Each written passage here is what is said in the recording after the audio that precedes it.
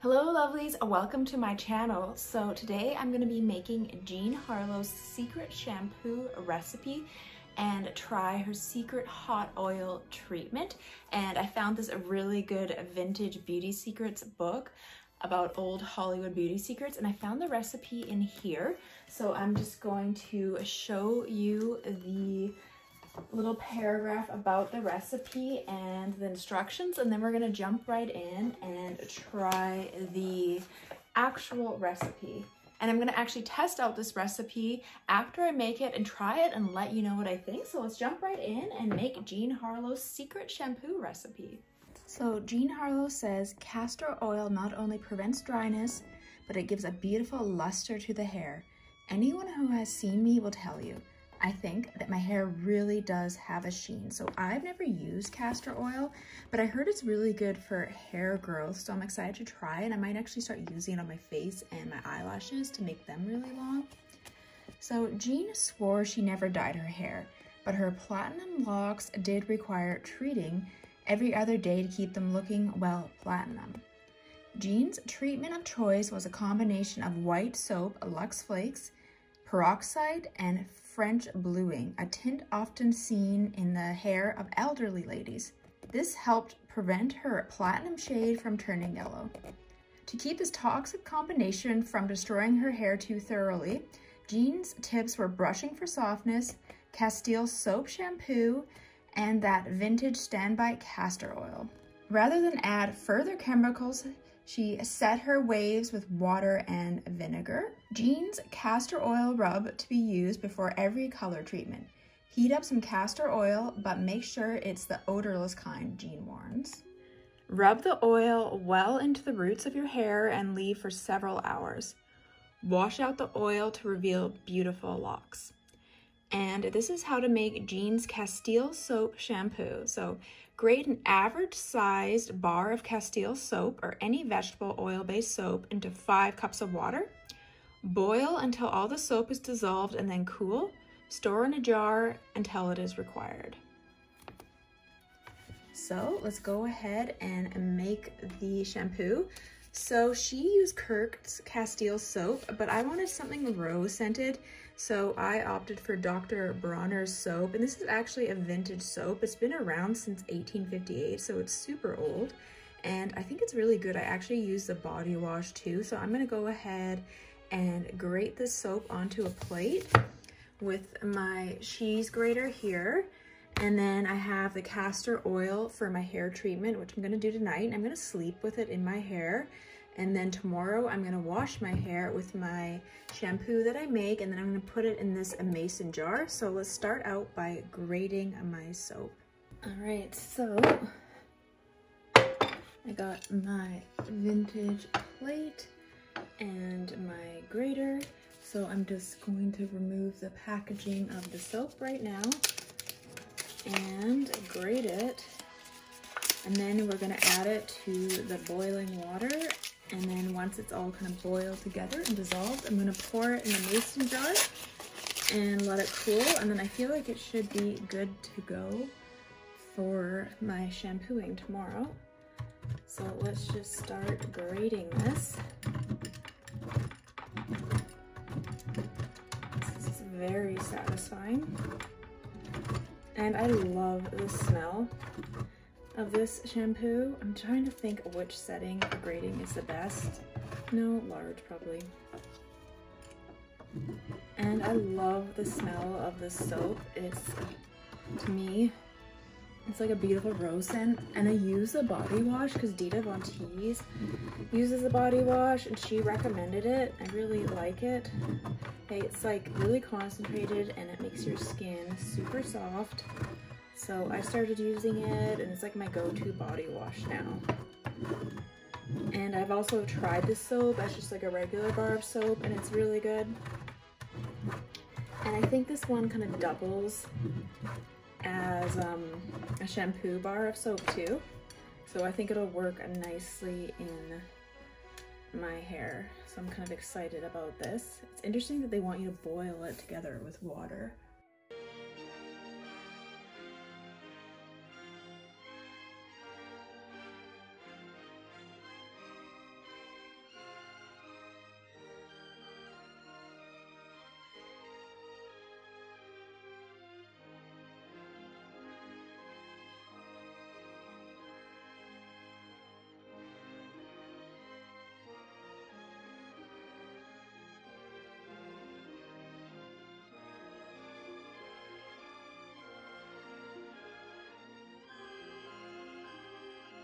So it's all grated and in there. I'm actually surprised how much like soaps came out of all these flakes. I'm gonna go ahead and boil the water now and pour these flakes in there and mix it all together.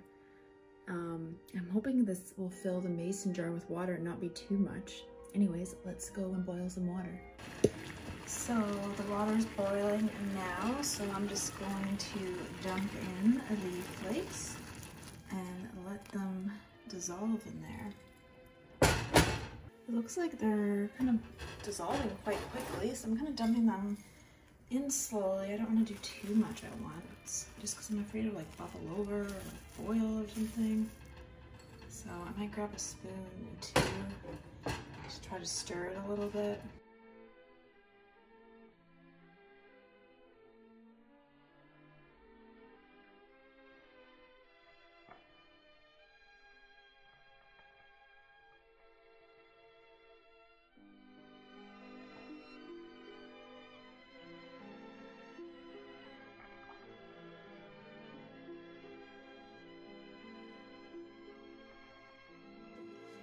So I did boil it over. Shoot, might be happening again. You gotta do it slowly because it gets really foamy and then it boils over. And that's basically what happened. I might have to turn it off. Oh, shoot, not again. It like boils over very easily and then it goes down again, but note to self, if you're gonna do this at home, get a bigger pot. So then it goes down again. It was like pretty much halfway full with the water, so I thought it'd be okay. See, now we're good. And then I'm just gonna put the oil back on again. I mean, it smells really good. I'm just shocked at how much it boiled over. Looks like it's all dissolved pretty much. You just gotta do it very slow, because if you put a little too much, it smells good too. It smells like roses. It boils over, so I'm just doing a little bit at a time. And then if it starts to boil over, just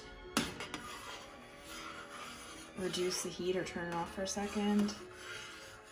But I guess your best bet is probably getting a bigger pot. Because it's happening again. See? Turn it off. Maybe just turn off the heat for a second.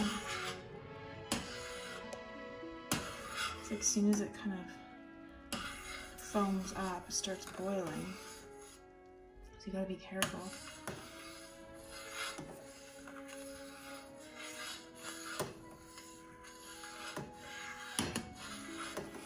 I'm curious to see what's gonna happen when it cools off in my jar. Like, is it gonna be like a big, thick lump of soap, or will it be more watery? You just gotta do it very slowly because if you dump it all in at once, it basically will boil over.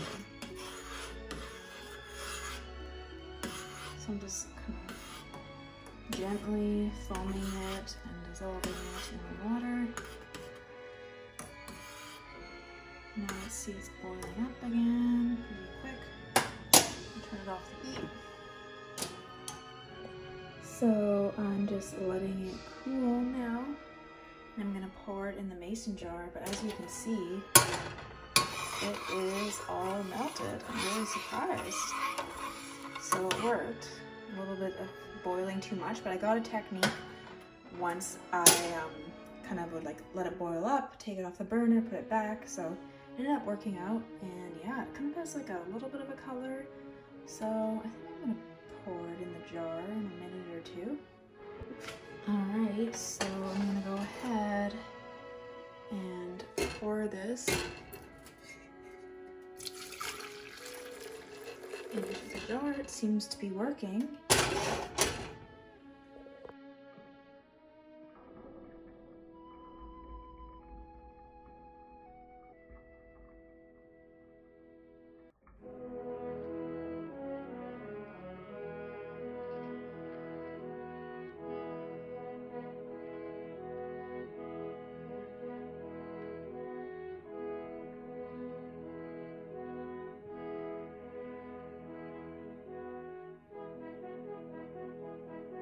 So I'm really mesmerized by this color. It looks really cool and it has like steam coming off the top.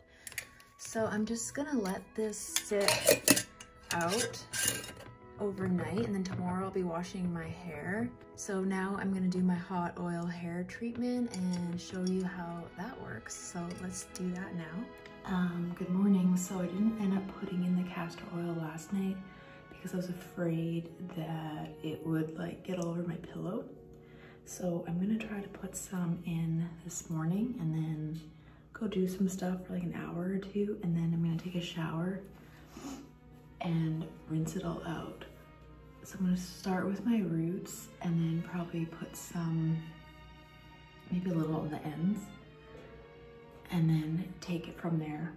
So I heated it up a little bit in the microwave, and I'm going to start small and rub it in my hands. It's very sticky, this oil. Hope this comes out. Now I'm scared. And like, it's like a weird oil. I can't explain it. It like doesn't melt in very well. It's like very kind of sticky. I've never used castor oil. I put some on my eyes last night for my lashes. So I'm gonna try doing that every day for a while and see if that helps, because I'm really curious. So I'm just kind of rubbing it through the top of my hair. And then I'm gonna do the ends too, because my ends are definitely dry. I feel like that's where I need it the most, but castor oil is supposed to help with hair growth too. I'm just gonna drag it down the ends of my hair. I feel like that's where I probably need it the most. And I feel like I have a tendency to overuse things. I don't know why, I just do. So I don't know, I'm probably putting too much, but I want it to like be saturated to like really get the ends of my hair.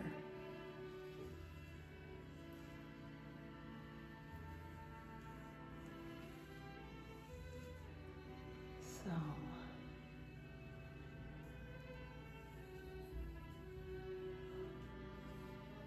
I feel like that's a good amount now. Maybe I'll put a tiny bit more. Because the worst thing too is, is that like a piece of fluff stuck to my hair? The worst thing too is not being able to rinse it. I do have a big thing of that shampoo in me, but I don't want to use it all up in one go.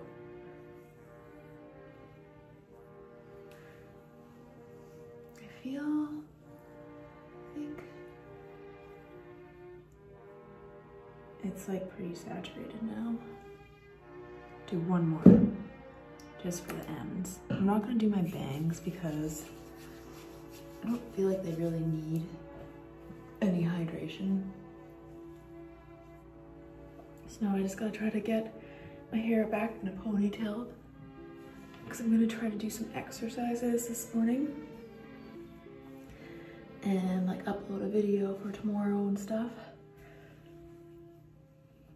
So I feel like it's pretty saturated and like kind of greasy. So I'm just gonna put my hair back up in a bun. Like this. And then I can go about my business for a bit this morning, and then after like an hour or two, I'm gonna go rinse it out with the shampoo. I'm gonna try to like prop the camera so you can like see me shampooing my hair, if that's possible. And just put my bangs back again, because I don't like my bangs down when I'm trying to exercise and stuff. And then I'm just gonna rinse off the castor oil from my hair.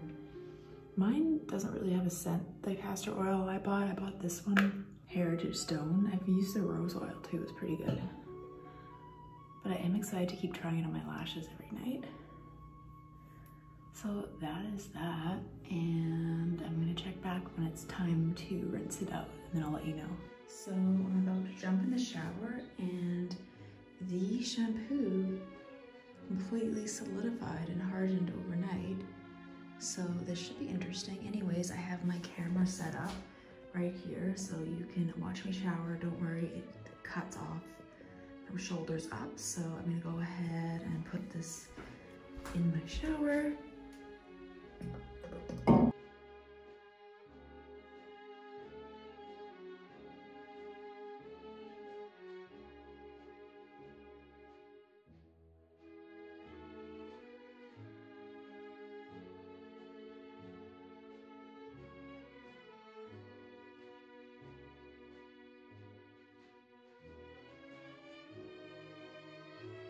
So that was really fun, and as you can see, it really solidified and you get a lot with it. So I wash my hair 3 times because I only wash my hair once a week, so I really like to like lather it and get all the dirt out. So now I'm just gonna comb my hair, blow dry it.